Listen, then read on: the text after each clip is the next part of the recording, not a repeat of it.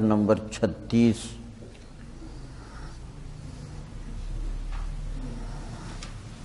دسواں پارہ سورہ توبہ، آیت نمبر 36۔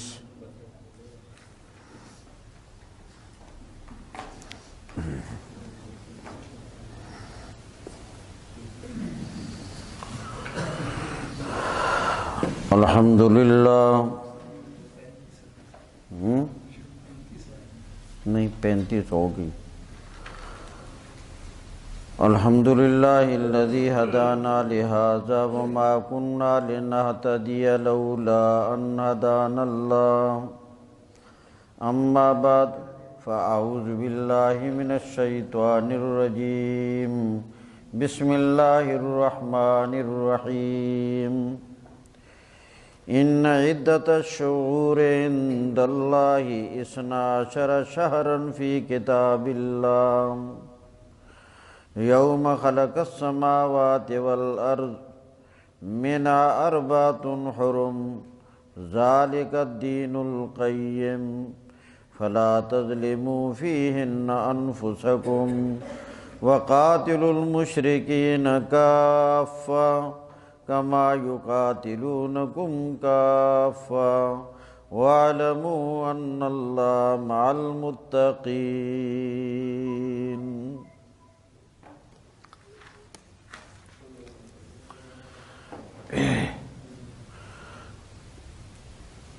جب سے اللہ تعالیٰ نے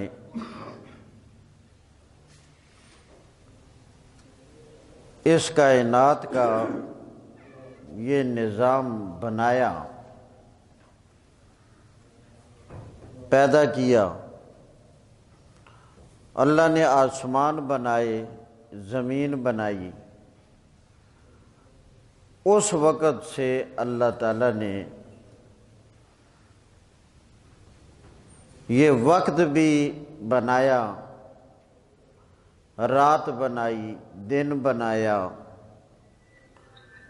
پھر رات اور دن سے ہفتے بنائے، مہینے بنائے، سال بنائے۔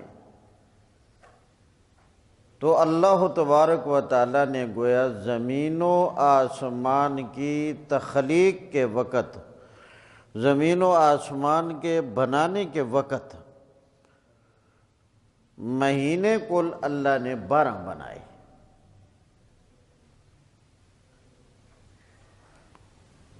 یہی مہینے محرم، صفر، ربیع الاول، ربیع الثانی، یہ اسلامی جو نام ہیں، اس حساب سے اللہ کریم نے کل 12 مہینے پیدا کی، اور شروع سے اللہ نے 4 مہینوں کو عزت والا اور احترام والا بنایا۔ 4 مہینے، جن میں سے 3 مہینے لگاتار مسلسل ہیں، اور 4تھا مہینہ درمیان میں دوسرے مہینوں کا فاصلہ ہے۔ ذی قعد، ذی الحج اور محرم، یہ 3 مہینے لگاتار ہیں، اور 4تھا مہینہ ہے رجب کا۔ تو ذوالقعدہ، ذوالحجہ، محرم اور رجب، یہ 4 مہینے اللہ تعالیٰ نے بنائے، حرمت والے، عزت والے۔ ان کی حرمت اور عزت کا مطلب 2 چیزیں تھیں۔ نمبر 1، ان مہینوں میں عبادت کا جتنا ثواب ہوتا تھا دوسرے مہینوں میں اتنا نہیں ہوتا تھا۔ ان مہینوں میں عبادت کا ثواب بہت زیادہ ہوتا تھا۔ ذی قعد میں، ذوالحج میں، محرم میں اور رجب میں۔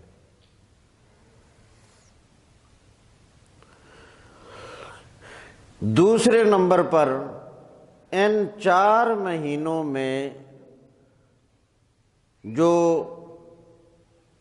لوگوں کے آپس میں جنگیں ہوتی ہیں، لڑائیاں ہوتی ہیں، جنگ اور لڑائی ان 4 مہینوں میں حرام تھی کہ ان 4 مہینوں میں آپس میں کوئی جنگ نہیں کرنی، ان 4 مہینوں میں آپس میں کوئی لڑائی نہیں کرنی۔ ان مہینوں کا یہ احترام ان دونوں اعتبار سے شروع سے، جب سے اللہ تعالیٰ نے ان مہینوں کو بنایا، پیدا کیا، اس وقت سے لے کر نبی کریم صلی اللہ علیہ وسلم تک مسلسل بدستور یہی حکم رہا، اور یہاں تک کہ رسول کریم صلی اللہ علیہ وسلم کے زمانہ میں جو مشرکین موجود تھے، وہ بھی پیچھے سے نقل در نقل اپنے آباء و اجداد کی اتباع کرتے ہوئے ان 4 مہینوں میں لڑائی کو حرام سمجھتے تھے۔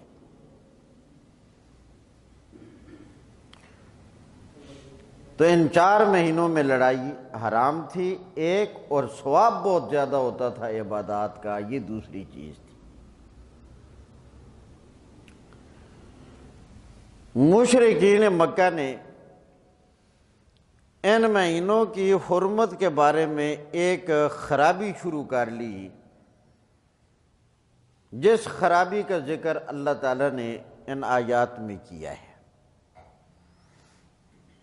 وہ یہ ہے کہ عقیدہ ان کا بھی یہی تھا کہ ان 4 مہینوں میں جنگ کرنا، لڑائی کرنا یہ ناجائز ہے، یہ درست نہیں ہے۔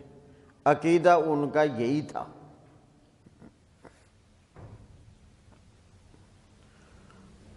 لیکن انہوں نے یہ خرابی ایجاد کر لی، اگر کسی وجہ سے انہیں جنگ کرنے کی ضرورت ان مہینوں میں پڑ جاتی، مثلا محرم کے مہینے میں پڑ گئی، ایک مثال دے رہا ہوں، مثلا محرم کے مہینے میں انہیں ضرورت پڑ گئی جنگ کرنے کی، اب وہ آپس میں مشورہ کرتے، کہتے یار اس دفعہ ایسا کر لیتے ہیں کہ محرم جو ہے نا اس کو بنا لیتے ہیں سفر، اور سفر کو بنا لیں گے محرم، ایسا کر لیتے، پھر وہ ایسا کر لیتے۔ یہ خرابی مشرکین اور کفار میں بڑے پیچھے سے یہ چلی آ رہی تھی، یہاں تک ایسا اس سے خلط ملط ہوا کہ پتہ ہی نہیں چلتا تھا کہ یہ مہینہ اب کون سا ہے، یہ محرم کا مہینہ ہے، یہ صفر کا مہینہ ہے، یہ ربیع الاول کا مہینہ ہے، ربیع الثانی کا مہینہ ہے، اس چیز کا اندازہ ہی نہیں ہوتا تھا کہ یہ مہینہ کون سا ہے، اتنا خلط ملط ہو گیا، پتہ ہی نہیں چل رہا تھا۔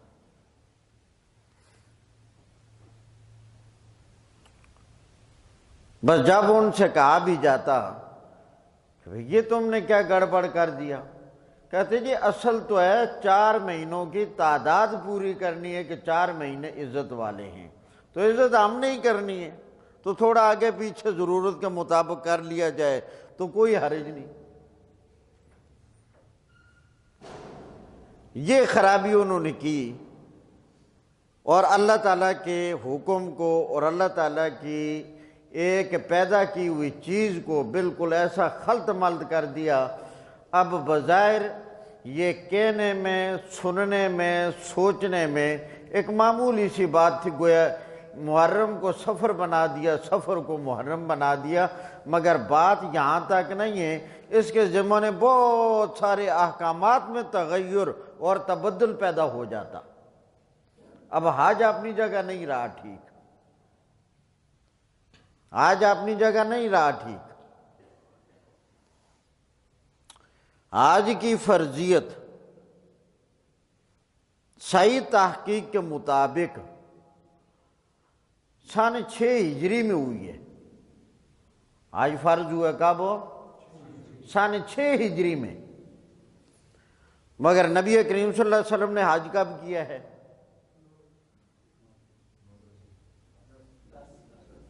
ہاں 10 کیا؟ 10 ہجری، یعنی فرض ہوا ہے سن 6 ہجری میں، اور نبی علیہ السلام نے حج کیا کب ہے؟ سن 10 ہجری میں۔ اس کی وجہ یہی تھی کہ حج کا جو طریقہ پیچھے سے چلا آ رہا تھا، حج جو صحیح اپنے وقت میں نہیں ہو رہا تھا، وہ مہینے آگے پیچھے کرنے کی وجہ سے بڑی گڑبڑ تھی۔ اپنی اصل جگہ کہ وہ ذو الحج کا مہینہ ہو اور 9 ذو الحج کو میدان عرفات کا وقوف آئے، یہ چیز نہیں تھی، یہ چونکہ تبدیل شدہ تھی۔ اور سن 10 ہجری میں کئی سالوں کے بعد نبی کریم صلی اللہ علیہ وسلم پر اللہ نے بذریعہ وحی آگاہ کیا کہ یہ تقدیم و تاخیر سے یہاں ان لوگوں نے جو گڑبڑ پیدا کر دیا ہے اور حج بھی غلط موسم میں کر رہے ہیں، وہ حج کا وقت ہی کوئی نہیں ہے۔ تو فرمایا میرے پیارے پیغمبر اب سن 10 ہجری میں ہر مہینہ اپنی جگہ پر صحیح لوٹ کر آ گیا ہے، اس کے مطابق جس طرح اللہ نے زمین و آسمان کو پیدا کیا تھا، اس وقت جو ترتیب تھی مہینوں کی، آج اس ترتیب کے مطابق ذو الحج کا مہینہ صحیح اپنی جگہ پہ آ رہا ہے۔ اور اس لیے نبی کریم صلی اللہ علیہ وسلم نے 6 ہجری کہاں اور 10 ہجری کہاں، آج فرض کب ہوا اور ادا کب کیا؟ اس کی وجہ یہی تھی کہ سن 10 ہجری میں نبی کریم صلی اللہ علیہ وسلم نے حج کر کے میدان عرفات میں اعلان کر دیا کہ لوگوں، آج سے پہلے مہینوں میں تقدیم و تاخیر کر کے جو زمانے کو اپنی جگہ سے احکام کے اعتبار سے ہٹا دیا گیا تھا، آج کئی سالوں کے بعد گھما کر وہ اپنی اصلی جگہ پر اللہ کی پیدائش کے مطابق آ گیا ہے۔ آج کے بعد قیامت تک ہر مہینہ اپنی جگہ پر رہے گا۔ تو یہ جو انہوں نے زیادتی کی تھی اس کا ذکر ان آیات میں کیا گیا۔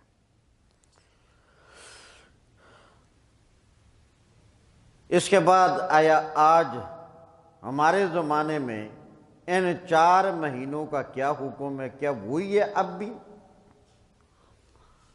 تو میں نے ان مہینوں کے احترام کے متعلق کتنی چیزیں بتائیں گے آپ کو، اشارہ بھی کر رہا ہوں۔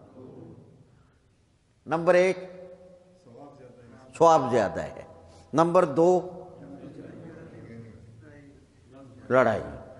ثواب کی زیادتی والا حکم اب بھی باقی ہے اور قیامت تک رہے گا، اور جو لڑائی کے ناجائز ہونے والا تھا وہ نبی کریم صلی اللہ علیہ وسلم کے زمانے میں ختم ہو گئے۔ آگی بات سمجھ؟ اب ترجمے پر ہوگا۔ ان عدت الشہور، شعور یہ شہر کی جمع ہے۔ شہر کا معنی ہے ایک مہینہ، شعور کا معنی ہو گیا بہت سارے مہینے۔ عدت، عدت بمعنی تعداد۔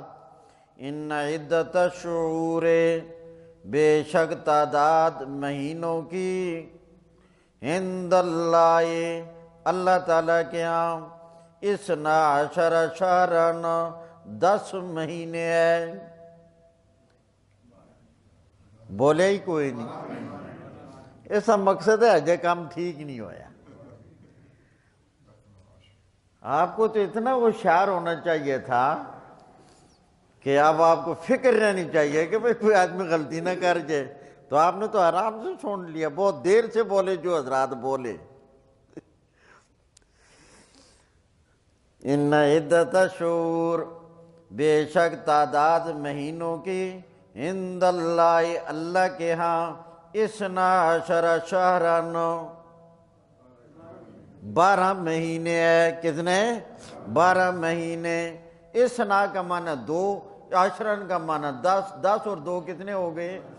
12 شہرن 12 مہینے، فی کتاب اللہ اللہ کے فیصلے میں اور اللہ کی لکھت میں، یا کہہ لیں لوح محفوظ میں۔ کتاب اللہ کا معنی اللہ کے فیصلے میں، تب ٹھیک۔ فی کتاب اللہ، اللہ کی لکھت میں، تب ٹھیک۔ لوح محفوظ میں کہہ لیں تب ٹھیک، تعارض کوئی نہیں، سب ایک ہی ہیں۔ فی کتاب اللہ، اللہ کے فیصلے میں، اللہ کی لکھت میں، لوح محفوظ میں۔ یوم، جس دن، خلق السماوات والارض، اللہ کریم نے پیدا کیا آسمانوں کو اور منہا اربعۃ حرم، ان 12 مہینوں میں سے 4 مہینے حرمت والے ہیں۔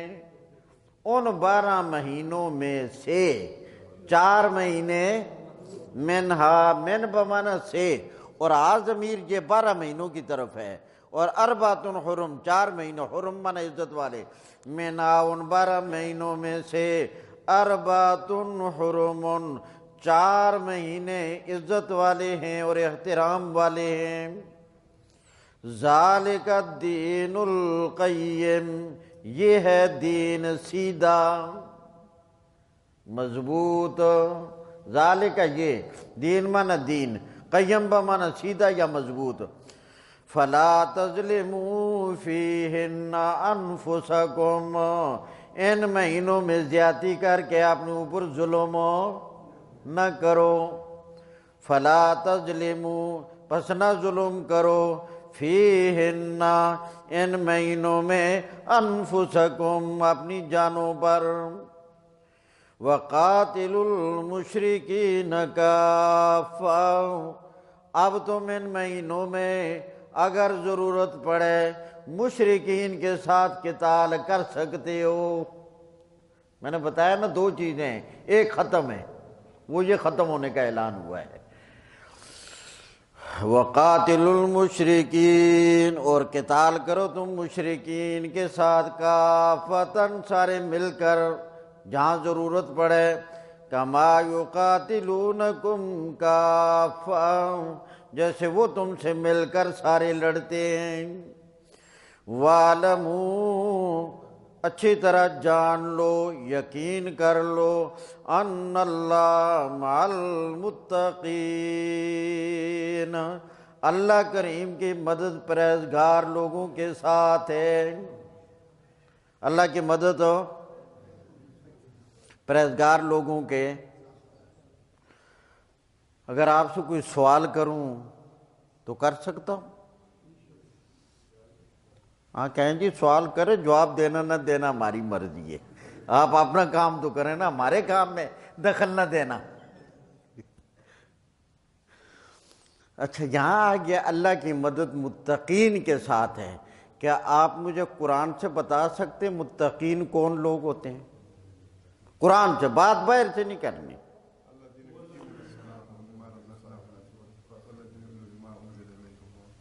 ماشاءاللہ، جزاکم اللہ، زبردست جواب دیا کہ وہ جو سورہ بقرہ کے شروع میں پہلا ہی رکوع ہے تو وہاں متقین کی 6 صفتیں بیان کی گئی ہیں، فرمایا یہ لوگ ہیں متقین۔ اللہ تعالیٰ ہمیں متقین بنا دے۔ انما النسیء زیادۃ، آپ کل نہیں آئے؟ کل نہیں آئے آپ؟ ہاں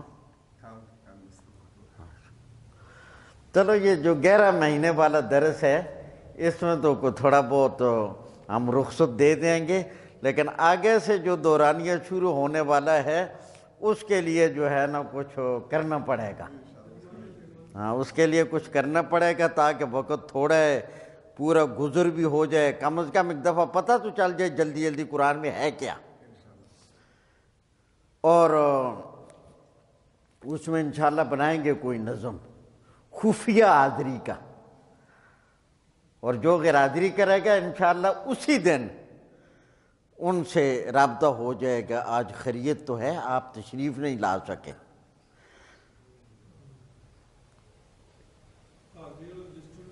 اور میں انشاءاللہ بے فکر رہیں، اللہ کے فضل سے مصروفیت ذرا بہت ہوتی ہے، مگر جو کام کرنے کا انداز ہے اس میں بہت کچھ اللہ تعالیٰ کی مدد ہوتی ہے۔ حاضری کا رجسٹر نہ ہوا تب بھی ہر آدمی تجربہ کر لے، انشاءاللہ العزیز اس کو اطلاع ملے گی کہ آج میں نہیں گیا، اور نقد ملے گی۔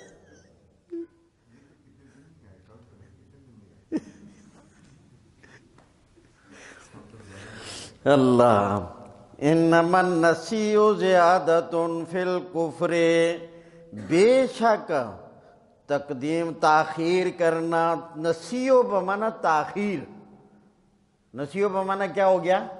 وہ جو مہینوں میں تقدیم آگے پیچھے کرتے تھے، آگے پیچھے کرنا۔ انما النسیء، بے شک تاخیر کرنا، ادھار کو بھی نسیہ کہتے ہیں کیونکہ وہ بھی تاخیر دیر سے ہوتا ہے نا۔ نقد، نقد کیا چاہتا؟ النقد خیر من النسیۃ، نقد بہتر ہوتا ہے ادھار سے، تو وہاں نسیہ، ادھار کو بھی نسیہ اسی لیے کہا جاتا ہے کہ وہ بھی کیا ہوتا ہے؟ دیر سے، مؤخر، پیچھے، آگے ہوتا ہے۔ جی ہاں جی، عربی کا محاورہ ہے، لیکن حدیث میں بھی ادھار کو نسیہ ہی کہا گیا ہے، ادھار کو نسیہ ہی کہا گیا ہے۔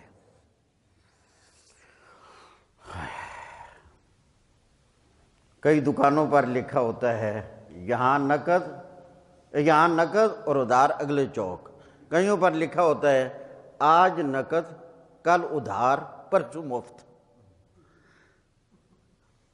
آج نقد تو نہ کل آئے نہ پرسوں آئے، آج ہی آج چلے۔ انما النسیء، بے شک تاخیر کرنا، زیادۃ فی الکفر، یہ کفر میں زیادتی ہے۔ اللہ نے جو چیز متعین کر دی اس کا انکار کرنا۔ یضل بہ الذین کفروا، گمراہ ہوتے ہیں اس کی وجہ سے کافر لوگ، یحلونہ عاما، اللہ کے حرام کیے ہوئے مہینے کو حلال بنا دیتے ہیں ایک سال یا کسی سال، یحلونہ حلال بنا لیتے ہیں حرمت والے مہینے کو، عاماً ایک سال، ویحرمونہ عاماً اور حرام بنا لیتے ہیں دوسرے سال، لیواطئوا تاکہ پورا کر دیں، عدت ما حرم اللہ اس تعداد کو جو اللہ نے حرام قرار دی ہے، فَيُحِلُّوا مَا حَرَّمَ اللَّهُ تو حلال بنا بیٹھتے ہیں اس چیز کو جس کو اللہ نے حرام کر دیا ہے۔ زُيِّنَ لَهُمْ سُوءُ أَعْمَالِهِمْ مزین کر دیا گیا ان کے لیے ان کے برے اعمال کو، وَاللَّهُ لَا يَهْدِي الْقَوْمَ الْكَافِرِينَ اللہ کافروں کو ہدایت تو نہیں دیتا، تھوپتا نہیں، جب طلب پیدا ہوتی ہے تو پھر ہدایت تو مل جاتی ہے۔ یا ایھا الذین آمنوا، یہاں سے ایک غزوے کا ذکر شروع ہوا اور یہ کئی آیات رکوعوں کے رکوع اب چلتے جائیں گے اسی غزوے کے متعلق، وہ ہے غزوہ تبوک۔ تھوڑا سا اس کا تذکرہ سن لیں، تفصیلات بہت خود قرآن نے بیان کی، وہ انشاءاللہ موقع بموقع کئی درسوں میں آتی رہے گی۔ جب سن 8 ہجری میں مکہ مکرمہ فتح ہو گیا، غزوہ حنین بھی سن 8 ہجری میں ہو گیا، غزوہ اوطاس بھی سن 8 ہجری میں ہو گیا، مسلمانوں کی اس فتح کی خبر روم کے بادشاہ ہرقل کو معلوم ہوئی، روم کے بادشاہ ہرقل کو معلوم ہوئی کہ وہ مسلمان جو کسی وقت مکہ سے مظلوم بنا کر نکالے گئے تھے، آج وہ وہاں غالب آ گئے اور وہ شہر مسلمانوں کے قبضے میں آ گیا۔ پھر غزوہ حنین کا بھی سنا، ان کو یہ رپورٹ مل گئی۔ تو انہوں نے کہا کہ آج اگر ہم نے مسلمانوں کا مقابلہ نہ کیا، آج اگر ہم نے ان کو نہ روکا تو یہ کل تو ہمارے اوپر بھی چڑھائی کریں گے، لہٰذا ابھی سے منصوبہ بنایا جائے اور پروگرام بنایا جائے کہ مسلمانوں کا دفاع کیا جائے اور ان کو روکا جائے، ان پر حملہ کیا جائے، یہاں آنے کی نوبت ہی نہ دی جائے۔ تیاری کر کے فی الفور وہاں مدینہ طیبہ پر جا کر حملہ کر کے اور اتنا بڑا لشکر اور بڑی تیاری کے ساتھ جایا جائے تاکہ سب کو ختم کر کے آ جائے۔ یہ پروگرام بنایا ہرقل روم نے، روم کے بادشاہ ہرقل نے، اور اس کے لیے تیاری شروع ہوئی، فوج بنانی شروع کر دی گئی، جنگجو تیار کرنے شروع کر دیے گئے، اور ان کو 1 سال کی تنخواہ پیشگی دینے کے لیے اعلان ہو گیا کہ جو اس جنگ میں حصہ لے گا اس کو 1 سال کی پیشگی تنخواہ دیں گے۔ لہذا لوگ بڑے جوک در جوک تیار ہوئے، مستقل باضابطہ، اس سے بڑی جنگ کوئی نہ تھی۔ اگرچہ غزوہ بدر کی ایک جنگ اپنے اعتبار سے وہ اپنی نوعیت کی منفرد جنگ تھی، مگر اب کے مسلمانوں کی بھی ذرا قوت بن گئی اور مقابلے میں بھی اتنا بڑا ایک پوری سلطنت اور پوری حکومت جو ہے وہ آمادہ اور تیار ہو جائے، تو یہ کام پہلی مرتبہ پیش آیا، اس اعتبار سے بڑی اہم جنگ تھی۔ لہذا تیاری شروع ہو گئی اور وہاں مختلف شہروں سے لشکر تیار کرتے، ترتیب دیتے اور پروگرام بنایا۔ روم کی سرحد پر تبوک جو مقام تھا کہ یہاں جا کر لشکر سارا آہستہ آہستہ جمع ہوتا رہے اور پھر وہاں سے آگے وہ ترتیب دے کر لشکر چلے گا۔ چنانچہ تبوک کے میدان میں بہت عظیم لشکر آہستہ آہستہ جمع ہونا شروع ہو گیا، کئی ایام لگ گئے، کئی ہفتے لگے۔ ان حالات کی خبر نبی کریم صلی اللہ علیہ وسلم کو ہو گئی کہ وہاں ہرقل روم نے بڑا عظیم لشکر تیار کرنا شروع کر دیا ہے اور مدینہ طیبہ پر حملہ آور ہونا چاہتے ہیں۔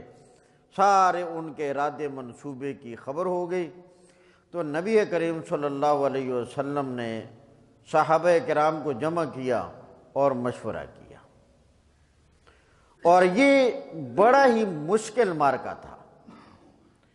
ایک تو اس اعتبار سے کہ سفر بڑا طویل تھا۔ نبی کریم صلی اللہ علیہ وسلم نے اپنی زندگی میں سب سے زیادہ طویل سفر جو کیا ہے وہ غزوہ تبوک کا سفر ہے۔ مدینہ سے مکہ سے مدینہ کر لیں یا مدینہ سے مکہ، اس کی مسافت کم ہے، مدینہ سے تبوک کی مسافت اس کے مقابلے میں زیادہ ہے۔ تو نبی کریم صلی اللہ علیہ وسلم کا سب سے طویل سفر وہ تبوک کا ہے۔ ایک تو سفر لمبا ہے، اس وجہ سے بھی بڑی پریشانی تھی۔ دوسرے نمبر پر گرمی شدید، تیسرے نمبر پر مسلمانوں کی کھیتیاں، فصل اور باغات کے پھل وہ بالکل تیار تھے۔ اس وقت مدینہ طیبہ میں جو مسلمانوں کی معیشت تھی وہ یہی کھیتی اور پھل تھے۔ اگر یہ ضائع ہو جائیں تو پھر سال بھر اور کوئی چیز نہیں۔ معیشت کا دار و مدار ہی اس چیز پر تھا۔ اب تیار فصل اپنا چھوڑ کر کون جانے کے لیے تیار ہوگا؟ کھیتی تیار ہے، فصل تیار ہے، اور پھر جس طرح کی تیاری چاہیے اس کے اسباب بھی نہ تھے۔ خصوصاً سواریوں کے حوالے سے۔ سواریاں بڑی وافر مقدار میں چاہیے تھی، جبکہ اس قدر سواریاں بھی نہ تھی، بڑے پریشانی کا مرحلہ تھا۔ نبی کریم علیہ السلام بس رات دن اس فکر میں لگ گئے اور صحابہ کو جمع کرتے رہے، انہیں ترغیب دیتے رہے اور اللہ کا حکم سناتے رہے، یہاں تک کہ اس میں لوگ جو ہے نا بہت ساری جماعتوں میں تقسیم ہو گئے۔ وہ ساری تفاصیل آپ ان آیات میں انشاءاللہ موقع بموقع سنتے رہیں گے۔ بعض ایک جماعت وہ ہو گئی کہ جنہوں نے نبی کریم علیہ السلام کا حکم سنتے ہی ساتھ جانے کے لیے تیاری کا اور چلنے کا اعلان کر دیا۔ ایک جماعت وہ ہے کہ جنہوں نے ابتداءً تردد کا اظہار کیا، سستی کا مظاہرہ کیا، مگر بالآخر کچھ وقت گزرنے کے بعد وہ لوگ بھی اپنا تردد چھوڑ کر جانے کے لیے آمادہ ہو گئے۔ ایک جماعت وہ جو پہلے ہی تیار ہو گئے، دوسری جماعت وہ جو ابتداءً تردد میں رہے مگر بعد میں وہ بھی تیار ہو گئے، تیسری جماعت وہ کہ جو عذر کی وجہ سے نہ جا سکے، سچ مچ عذر تھا، چوتھی جماعت وہ کہ جو بغیر عذر کے نہ گئے، بغیر عذر کے رہ گئے، اور پانچویں جماعت منافقین کی، اور انہوں نے پھر کیا کیا کارنامے کیے وہ بھی ان آیات میں تفصیل سے آپ سنیں گے۔ تو خیر یہ بڑا ہی مشکل مرحلہ تھا، مگر جو لوگ اپنی جان رسول کریم صلی اللہ علیہ وسلم پر قربان کرنے کے لیے تیار تھے وہ کب پیچھے ہٹنے والے تھے؟ فرمایا اللہ کے رسول اگر آپ کا حکم ہوگا کہ اپنی سواریوں کو پہاڑوں پر چڑھا دو، ہم اپنی سواریوں کو پہاڑوں پر چڑھا دیں گے، اگر آپ کا حکم ہوگا کہ سمندر میں ڈال دو، ہم اپنی سواریوں کو سمندر میں ڈال دیں گے۔ اے اللہ کے پاک پیغمبر آپ فکر نہ کریں، ہم وہ نہیں ہیں کہ جنہوں نے اپنے پیغمبر کو کہا تھا فَاذْهَبْ أَنْتَ وَرَبُّكَ فَقَاتِلَا إِنَّا هَاهُنَا قَاعِدُونَ، ہم وہ نہیں۔ یہ کس نے کہا تھا؟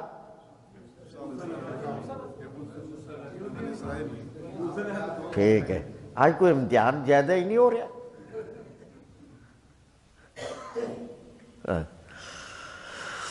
اللہ اکبر۔ تو اللہ تبارک و تعالیٰ نے ان آیات میں اسی چیز کا تذکرہ شروع کیا۔ اب ترجمے پر ذرا غور۔ یا ایھا الذین آمنوا، اے ایمان والو، ما لکم، کیا ہو گیا تمہیں، یہ مان استفہام کے لیے کیا، ما لکم کیا ہو گیا تمہیں، ما الگ ہے، لام الگ ہے، مال والا لام نہیں ہے، ما کیا ہو گیا، لکم تمہیں، اذا قیل لکم جب تمہیں کہا گیا، اذا جب قیلا کہا گیا لکم تمہیں، انفروا فی سبیل اللہ، چل پڑو اللہ کے راستے میں، چل پڑو اللہ کے راستے میں۔ انہوں نے پروگرام بنایا، مدینہ پر جا کر حملہ کرتے ہیں، انہوں نے پروگرام بنایا کہ جہاں وہ لوگ جمع ہو رہے ہیں بس وہاں ہی جا کر ان کے ساتھ نمٹا جائے، چنانچہ مسلمان وہاں پہنچے۔ انفرو چل پڑو، نکل جاؤ، فی سبیل اللہ اللہ کے راستے میں، اذ ثاقلتم الی الارض تم زمین سے چمٹ گئے، زمین سے مل گئے، بیٹھ گئے، جانے کے لیے تیار نہ ہوئے۔ وہ جو دوسرے نمبر کی جماعت تھی، ابتداء تردد تھا، اذ ثاقلتم الی الارض تم چمٹ گئے زمین سے، تم لگ گئے زمین سے، ارضیتم بالحیات الدنیا من الآخرہ، کیا پسند کر لیا تم نے؟ یہ استفہام کا ہے حمزہ، رضیتم راضی ہونا، پسند کرنا، ارضیتم کیا تم نے پسند کر لیا ہے؟ بالحیات الدنیا کیا معنی ہے؟ دنیا کی زندگی کو، من الآخرت آخرت کے مقابلے میں، فما متاع الحیات الدنیا یہ ما نفی کے لیے ہے، فما پس نہیں ہے، متاع الحیات الدنیا دنیا کی زندگی کا نفع، دنیا کی زندگی کا نفع، نفع کس لفظ کا ترجمہ ہے؟ متاع، فما متاع الحیات الدنیا پس نہیں ہے دنیا کی زندگی کا نفع، فی الآخرت آخرت کے مقابلے میں، الا قلیل مگر بہت ہی تھوڑا۔ جو گزری ہوئی زندگی ہے دیکھو خواب نظر آتا ہے، کہاں گئی وہ چہل پہل جو قوت میں ہوتی ہے، جوانی میں ہوتی ہے، شباب میں ہوتی ہے، آج کہاں پہنچ گئی؟ وہ خواب نظر آ رہا ہے، قلیل نظر آ رہا ہے، اور آخرت کی زندگی کے مقابلے میں تو یہ بالکل ہی ایک چٹکی سی نظر آئے گا۔ الا تنفروا اگر تم نہ نکلے، الا یہ الا وہ مگر والے معنی میں نہیں، یہ اصل میں تھا ان لا، ان الگے لا الگے، ان کا معنی اگر، لا کا معنی نہیں، الا تنفروا اگر تم نہ نکلے، اگر تم، یہ الا وہ جس کا معنی ہوتا ہے مگر، وہ الا نہیں ہے، یہ ابھی پہلے گزرا ہے نا، فما متاع الحیات الدنیا فی الآخرت الا قلیل، یہ الا وہ ہے مگر تھوڑا، مگر یہ الا اور ہے، یہ وہ الا ہے ہی نہیں، یہ اصل میں تھا ان لا۔ عربی گرامر کا ایک اصول ہے کہ جب نون ساکن کے بعد لام آ جائے تو نون کو لام میں کیا کر دیتے ہیں؟ ادغام، اس پر شد پڑھ دیتے ہیں۔ پھر الا تنفروا اگر تم نہ نکلے، یعذبکم سزا دے گا تمہیں اللہ، عذاباً علیما دردناک عذاب، وَيَسْتَبْدِلْ قَوْمًا اور اللہ بدل کر لے آئے گا کوئی اور قوم، یستبدل بدل کر لے آئے گا، قوماً اور قوم اور لوگ، غیرکم تمہارے علاوہ، ولا تضروا شیئا اور تم اللہ کریم کو کچھ ضرر نہیں دے سکو گے، اللہ کا کیا بگاڑ سکو گے؟ اللہ اکبر۔ تھوڑا سا زلزلہ آتا ہے کیا سے کیا تباہی ہو جاتی ہے، ہم اللہ کو کیا پوچھ سکتے؟ اللہ کا ہم کچھ نہیں بگاڑ سکتے۔ واللہ علی کل شیء قدیر کیا معنی ہے اس کا؟ یہ تو میرا خیال ہو جڑا اسی کورس شروع کر رہے ہیں وہ تکلف ہی ہے، چونکہ سارا تو آ گیا، گل تو مک گئی۔ اچھا چلو صحیح ہے، چلو اس کا فائدہ یہ ہوگا کسی دن اگر میرا موڈ چھٹی کا ہوا تو آپ میں سے ایک بیٹھ کر بیان کر دے گا۔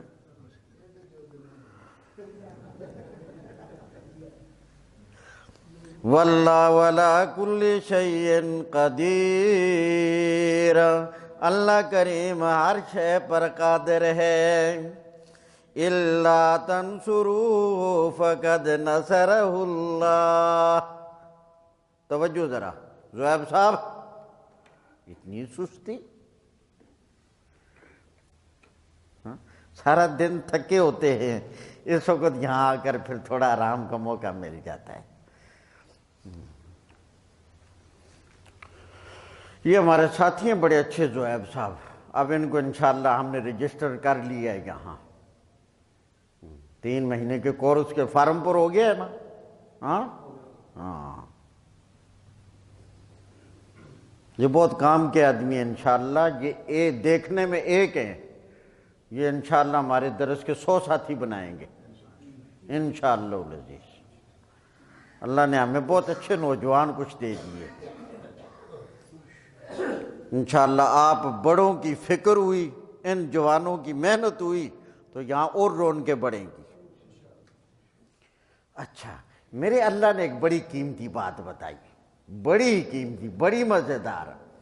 اللہ نے فرمایا او لوگوں، میرے پاک پیغمبر جس طرح تمہیں کہہ رہے ہیں غزوہ تبوک میں جانے کے لیے تیار ہو جاؤ، اگر تم تیار ہو جاؤ گے تو فائدہ تمہارا اپنا ہے، تیار ہو جاؤ گے تو فائدہ، اگر تیار نہ ہوئے تو تمہارا نقصان ہے، میں اپنے پیارے پیغمبر کی مدد نہیں چھوڑوں گا،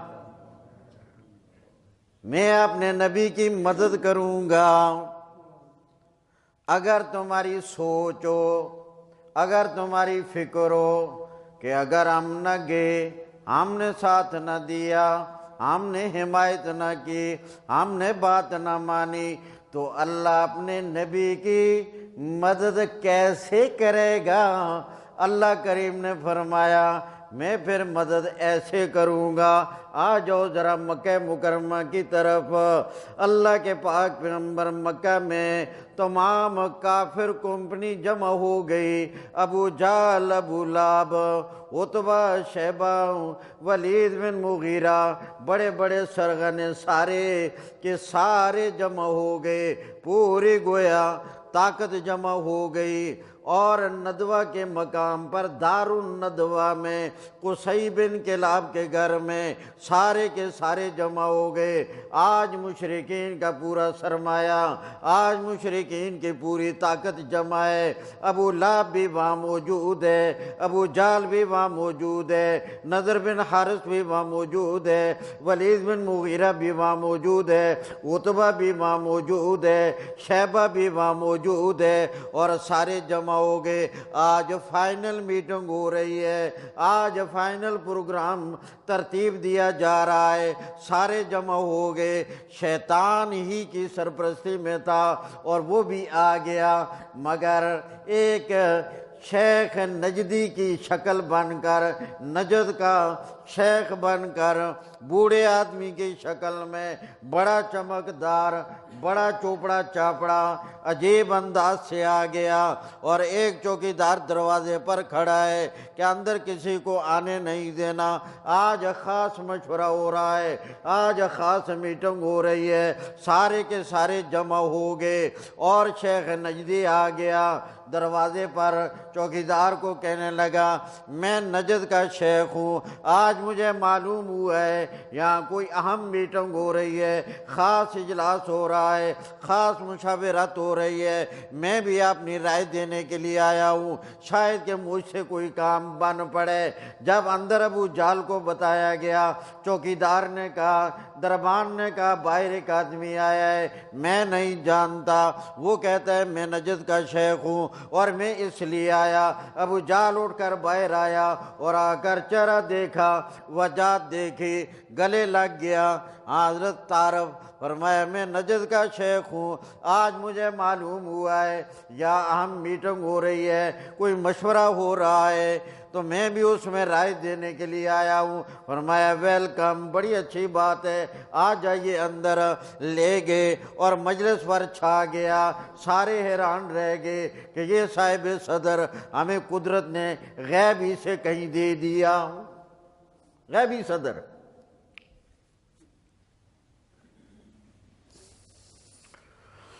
اللہ اکبر۔ وہاں اندر کیا ہو رہا تھا تفصیل میں نہیں جانا چاہتا، میرے رب نے جو تھوڑا سا اس اندر کی مشاورت کا نقشہ کھینچا ہے وہ یہ ہے، وَإِذْ يَمْكُرُ بِكَ الَّذِينَ كَفَرُوا۔ اور لوگوں وہ وقت یاد کرنے کے قابل ہے، یاد رکھنے کے قابل ہے، جبکہ دروازے بند کر کے اندر میرے پاک پیغمبر کے بارے میں مشورہ ہو رہا ہے کہ ان کے ساتھ کیا کیا جائے۔ وَإِذْ يَمْكُرُ بِكَ الَّذِينَ كَفَرُوا، سارے کافر مل کر مشورہ کر رہے تھے، ایک رائے سامنے آئی، لِيُثْبِتُوكَ، انہیں قید میں بند کر دیا جائے، زنجیروں میں بند کر کے باندھ کر بیڑیاں لگا کر ہمیشہ ہمیشہ کے لیے قید میں کر دیا جائے، جیل میں ڈال دیا جائے اور بالکل موت تک انہیں کھلا نہ چھوڑا جائے، ہمیشہ کے لیے قید، تا حیات قید کر دیا جائے، لِيُثْبِتُوكَ، تاکہ آپ کو قید کر لیا جائے۔ یہ رائے سامنے آئی اور شیخ نجدی سے پوچھا گیا، ہاں شیخ آپ کی کیا رائے ہے؟ آج آپ کی صدارت میں اجلاس ہو رہا ہے، فیصلے آپ نے کرنے ہیں۔ کہاں میں بس میں بالکل تیار ہوں۔ فرمایا یہ رائے ٹھیک نہیں ہے، جو اپنے نبی کا وضو پانی کا وہ زمین پر وضو والا پانی نہیں گرنے دیتے، کیا وہ اپنے نبی کو قید میں ڈالنے دیں گے؟ اور جہاں کہیں قید کرو گے یہ خبر دنیا میں پھیل جائے گی، اور تم جانتے تو ہو جو ایک مرتبہ مل جائے اسی کا ہو جاتا ہے، دنیا آئے گی اسی کی ہو جائے گی، تمہارے پاس ککھ نہیں رہے گا، خواہ مخواہ کی بدنامی ہوگی۔ بڑا مدلل بیان کیا کہ قید کرنا مناسب نہیں ہے۔ دوسری رائے آ گئی، او یقتلوک، قتل کر دیا جائے۔ تیسری رائے آئی، او یخرجوک، یا جلا وطن کر دیا جائے۔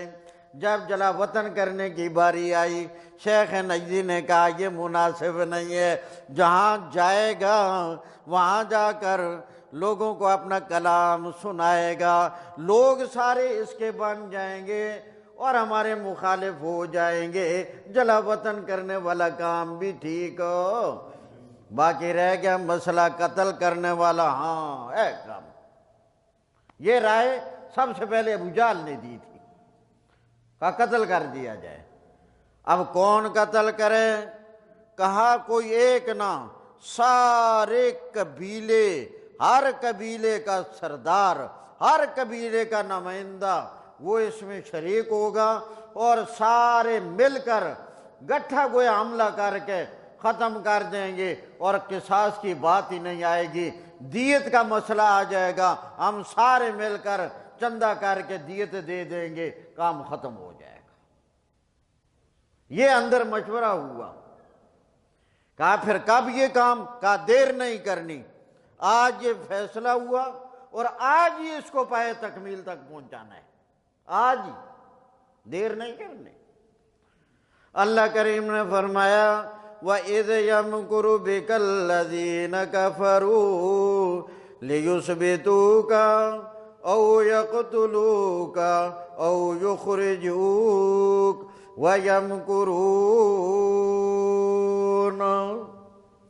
وہ تدبیر بنا رہے تھے آپ کو ختم کرنے کی، وَيَمْكُرُ اللَّهُ، اور اللہ بھی تدبیر بنائے ہوئے تھا آپ کو بچانے کی اور آپ کو محفوظ کرنے کی، وَاللَّهُ خَيْرُ الْمَاكِرِينَ،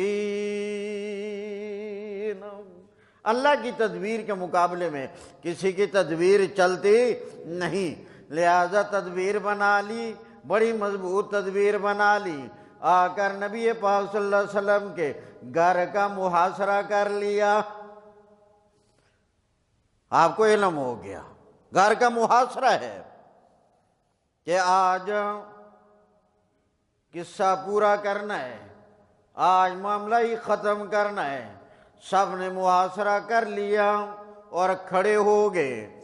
نبی کریم علیہ السلام نے اللہ کے امر سے اس دن فرمایا ضرورت ہے ایک آدمی کے آ کر میرے بستر پر لیٹ جانے کی، تاکہ کل کو کوئی مکہ والا یہ نہ کہہ سکے کہ ہماری امانتیں لے گیا۔ امانتیں آپ کے پاس رکھی ہوئی تھی، اور اس رات میں اللہ کے پاک پیغمبر کے بستر پر لیٹنا یہ بھی آسان کام نہیں تھا، مگر اسی لیے مشکل تھا، تبھی تو میرے پیارے پیغمبر نے لیٹنے والی شخصیت کو تسلی دی کہ علی آ جاؤ، آج میرے بستر پہ رات گزارنی ہے، آ جاؤ آج رات میرے بستر پہ گزارنی ہے۔ اور یہ باہر قتل کرنے کے لیے کھڑے ہیں، مگر علی المرتضیٰ رضی اللہ تعالیٰ عنہ فکر نہیں کرنی، آپ کے بال کے ساتھ بھی چھیڑ نہیں کر سکیں گے، میرے اللہ کا یہ وعدہ ہے۔ اللہ کے پاک پیغمبر نے اپنے بستر پر علی المرتضیٰ کو سلا دیا، اور مکہ والوں کی تمام امانتیں حضرت علی المرتضیٰ کے حوالے کر دی۔ فرمایا آپ میری گھر کے ایک فرد ہیں، تاکہ یہ کسی کو کہنے کا موقع نہ ملے ہماری امانتیں لے گیا۔ اے علی المرتضیٰ، آپ نے ایک ایک کی امانتیں حوالے کر دینی ہیں، اور اللہ کریم نے یہ انتخاب من جانب اللہ تھا۔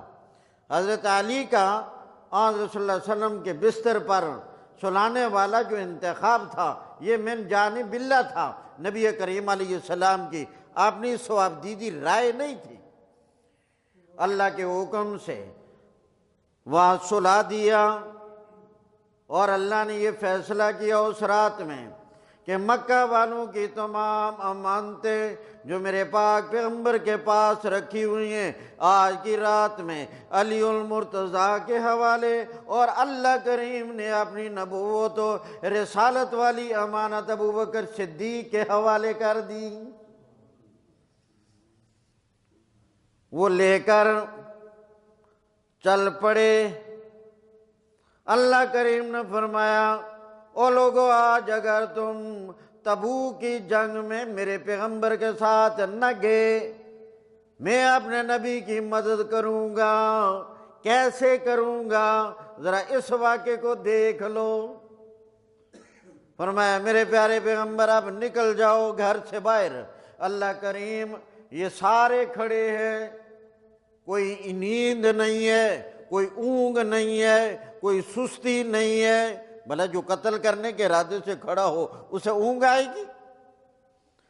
نہیں، بڑے ہوشیار ہیں۔ واہ میرے اللہ، واہ میرے اللہ۔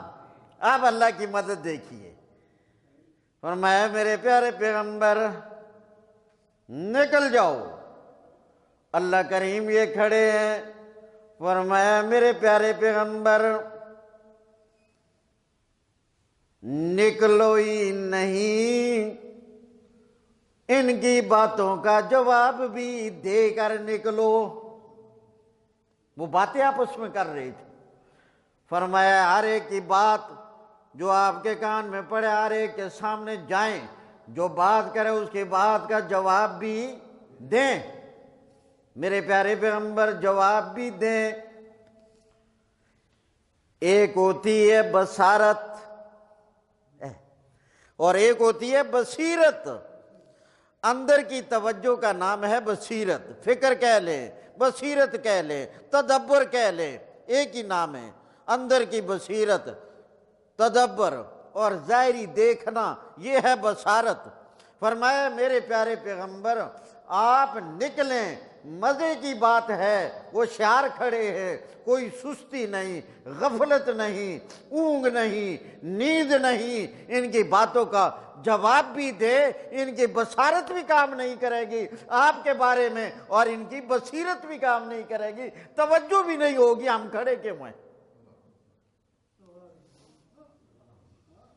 اور فرمایا میرے پیارے پیغمبر اتمام حجت کے لیے ایک اور کام بھی ساتھ کریں۔ مٹی لے لیں، ہر ایک کے سر پہ مٹی بھی ڈالتے جائیں تاکہ پتہ چل جائے ناکام ہو گئے، نامراد ہو گئے۔ تو 4 کام اللہ نے فرمایا میرے پیارے پیغمبر، چوری چھپ کے نہیں نکلنا، ہر ایک کی بات کا جواب بھی دیں، آپ بات کریں، آمنے سامنے کریں اور سنیں۔ آج پتہ چلے گا وَيَمْكُرُونَ وَيَمْكُرُ اللَّهُ، وہ کھڑے ہیں یمکرون قتل کرنے کے لیے، وَيَمْكُرُ اللَّهُ، اور اللہ بھی تدبیر کر رہا ہے، اللہ کے پاک پیغمبر بات کر رہے ہیں، وہ باتوں کا جواب دیا جا رہا ہے، اور اللہ کے پاک پیغمبر سامنے آنکھ نے اللہ کے نبی کو دیکھا نہیں، اور بصیرت نے اللہ کے پاک پیغمبر والے معاملے کی طرف توجہ ہی نہیں کی، اور سر پہ مٹی بھی ہر ایک کے ڈال دی، نکل گئے۔ خیر چلتے چلتے غار ثور میں پہنچ گئے، اور دشمن بھی تعاقب میں وہاں پہنچ گئے۔ جب اندر چلے گئے، اللہ کریم نے آج کی رات ایک مکڑی کو حکم دے دیا، میری نبوت و رسالت والی امانت آ گئی ہے، آج حفاظت تیرے ذمہ ہے، آج چوکی داری تیرے ذمہ ہے۔ فرمایا سامنے جھالا بنا دے، منہ پر جھالا بنا دے۔ وہاں میرے اللہ ایک طرف یہ اعلان، ان اوہن البیوت لبیت العنکبوت، سب سے کمزور تر گھر مکڑی کا گھر، مگر میرے اللہ جب تو حفاظت لینا چاہے، واہ میرے مولا، وَيَمْكُرُ اللَّهُ، مکڑی سے جالا بنوا دیا اور راتوں رات بنا دیا، جبکہ مکڑی اتنا جلدی جالا بناتی ہے نہیں ہے، اور کبوتری کو حکم دے دیا کہ یہاں گھونسلہ بنا، راتوں رات بنایا، جبکہ وہ اتنا جلدی گھونسلہ بناتی ہے نہیں، نہ بنا سکتی ہے۔ فرمایا نہ آج بنانا پڑے گا، راتوں رات بنایا، جلدی نہیں بنا سکتے، آج جلدی بنایا، پھر رات کو کوئی پرندہ گھونسلہ نہیں بناتا، مگر آج رات ہی کو بنانے کا حکم ہے، اور انڈے دینے کا حکم، فرمایا انڈے بھی دے دے، گھونسلہ بھی بن گیا، انڈے بھی دے دیے، مکڑی کا جالا بھی آ گیا، اور مشرکین کا رہنمائی کرنے والا، راہ دکھانے والا، اور وہ قیافہ شناس، وہ قدموں کے نشانات سونگھتا تلاش کرتا ہوا اپنے فن کے بدولت انہیں غار ثور پر لے گیا۔ کہنے لگا اس غار میں آگے، اب بکواس بند کر، اگر غار میں ہوتے تو سامنے مکڑی کا جالا ہوتا۔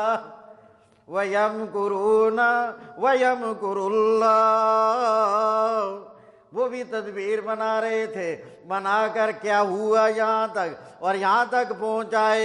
وَيَمْكُرُ اللَّهُ، اللہ نے بھی تدبیر بنائی ہوئی تھی، جب وہاں اندر ہے اور اسی کو کوس رہے، تو ہماری غلط رہنمائی، تیرا دماغ آج خراب ہو گیا، تو بڑا سمجھدار تھا، تو پاؤں کے نشانات سونگھنے میں، پاؤں کے نشانات تلاش کرنے میں، اپنے فن کا تو بادشاہ تھا، آج تجھے کیا ہو گیا، بہکی بہکی باتیں کرتا ہے، مکڑی کا جالا سامنے، ارے عقل کے اندھے بیوقوف، اگر غار کے اندر جاتے کیا سامنے مکڑی کا جالا ہوتا، اگر یہاں سے گزر کر جاتے اور نیچے یہ گھونسلہ ہوتا اور انڈے ہوتے، اندر 2 موجود ہیں۔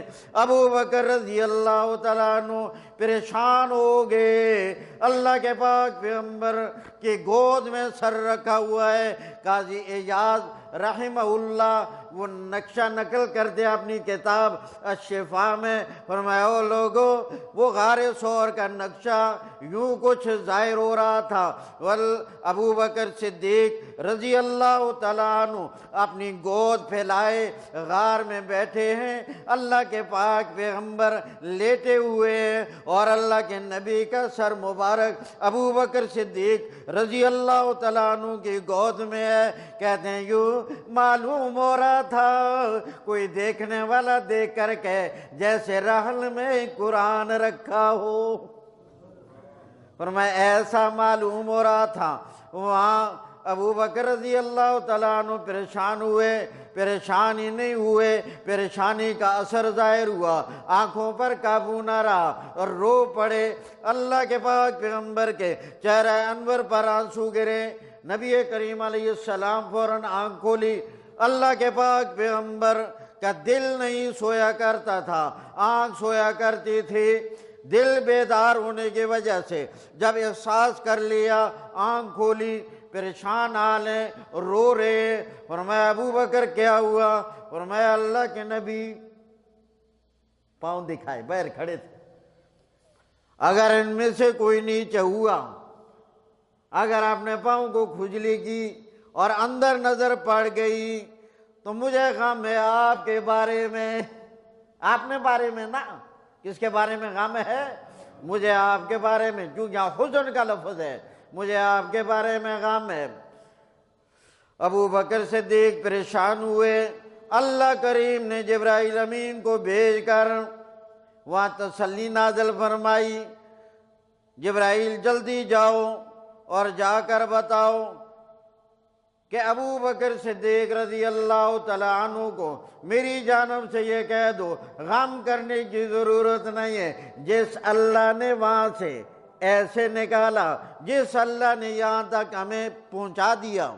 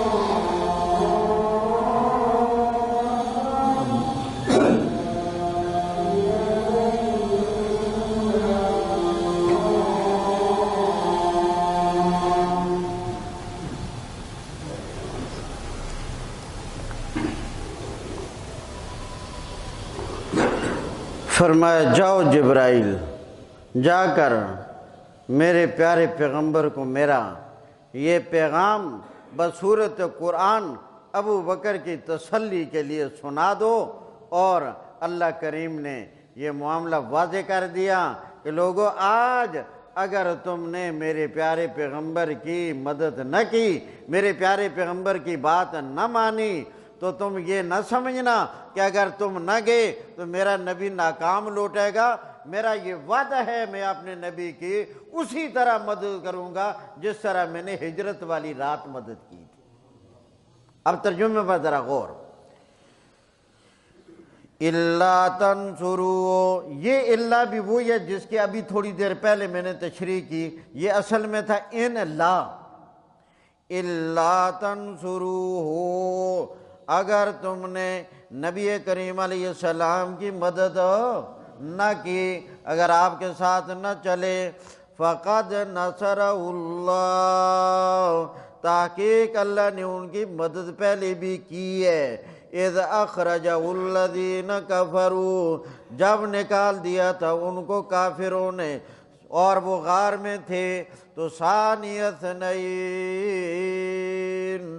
ذرا وہ دو کا نقشہ ذہن میں رکھو جب غار ثور میں تھے، اذ ہما فی الغار،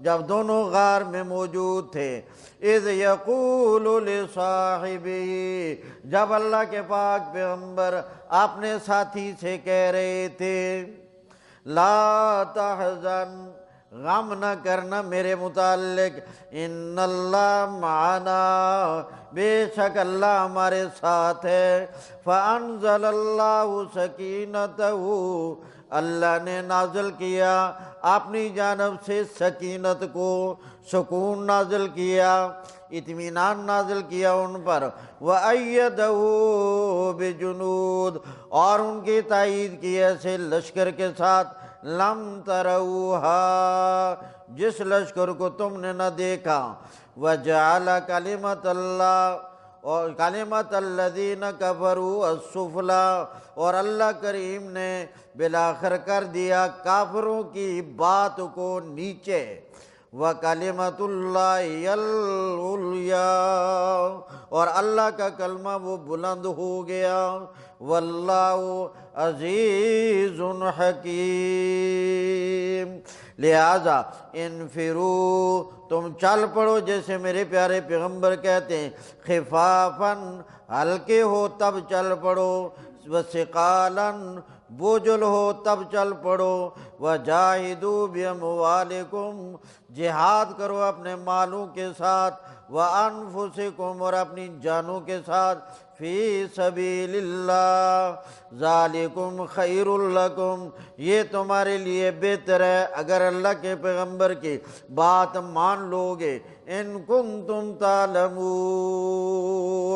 اگر تم اس کی حقیقت کو جان لو، لو کان عرضا قریبا، یہاں سے منافقین پر مختصر انداز سے تنبیہ ہے، لو کان عرضا قریبا، اگر ہوتا سامان غنیمت کا ملنے والا قریب، اگر کوئی قریب سامان فائدہ دنیا کا ملنے والا ہوتا، عرضاً مانا سامان دنیا کا فائدہ، وَلَوْ كَانَ عَرَضًا قَرِيبًا، اگر ہوتا سامان قریب، وَسَفَرًا قَاصِدًا، اور سفر ہوتا درمیانہ، لَاتَّبَعُوكَ، البتہ ضرور یہ آپ کے ساتھ چلتے، وَلَكِنْ بَعُدَتْ عَلَيْهِمُ الشُّقَّةُ، لیکن دور ہو گیا ہے ان پر سفر، وَسَيَحْلِفُونَ بِاللَّهِ، اور ان قریب یہ آپ کے سامنے قسمیں اٹھائیں گے،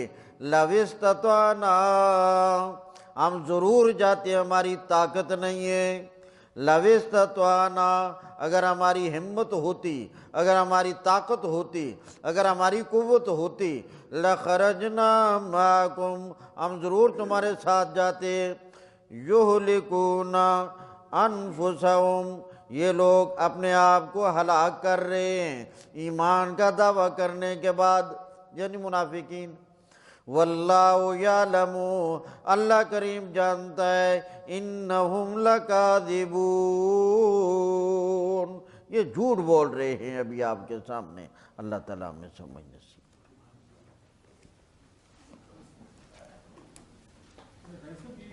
ہلکی اور بھاری کا ذکر آیا اس میں، اگر ہلکے ہو یا بھاری ہو مطلب یہ ہے کہ تمہاری تیاری ہو یا نہ ہو، کوئی عذر ہو یا نہ ہو، یعنی تمہارے لیے جانا آسان لگ رہا ہو یا مشکل لگ رہا ہو، دونوں صورتوں میں نکلو، جو ہلکے اس مراد تمہارے لیے جانا آسان ہو، ثقال بوجھر ہو، تمہارے پاس کوئی تیاری نہ ہو، ساز و سامان کچھ نہ ہو، اور جانا بظاہر زمینوں کی وجہ سے، باغوں کی وجہ سے، یا دوری کی وجہ سے، یا موسم کی وجہ سے مشکل بھی لگ رہا ہو، تو اس مشکل کی پرواہ نہ کرو، پھر بھی نکلو۔ اور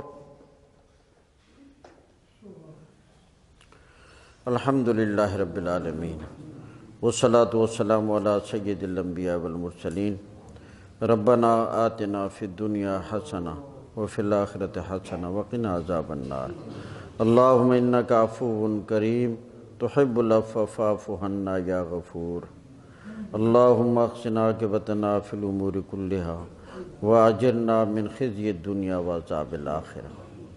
یا اللہ سب کا آنا بیٹھنا سننا قبول فرما۔ یا اللہ سب حاضرین کے دلوں میں جو جائز حاجات ہیں سب کی حاجتیں پوری فرما، سب کی دعاؤں کو قبول فرما، سب کی تمناؤں آرزوؤں کو پورا فرما۔ اللہ کریم ہمارے معاملات میں آسانی پیدا فرما۔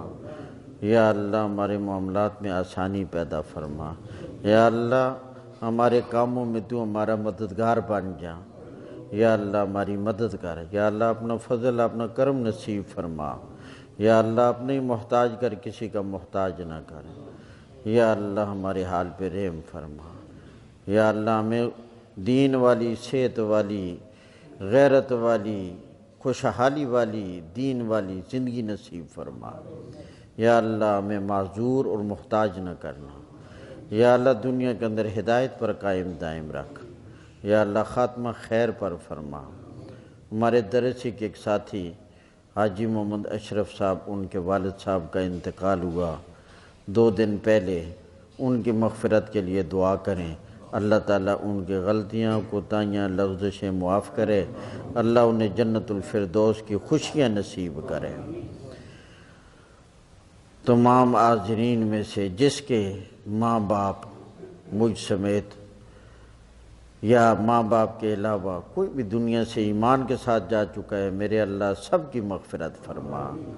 یا اللہ سب کی قبر کو گلزار بنا دے۔ یا اللہ سب کو جنت الفردوس کی خوشیاں نصیب فرما۔ یا اللہ ان کے درجات بلند فرما۔ یا اللہ ان کے حال پہ رحم فرما۔ یا اللہ ان کی وہ آگے والی منزلیں آسان فرما۔ یا اللہ ہمارے جانے کے بعد بھی ایسے دوست ہمیں نصیب کر جو ہمیں بھی اپنی دعاؤں میں یاد رکھنے والے ہوں۔ ربنا ظلمنا انفسنا وإن لم تغفر لنا وترحمنا لنكونن من الخاسرین وتب علینا انک انت التواب الرحیم برحمتک یا ارحم الراحمین۔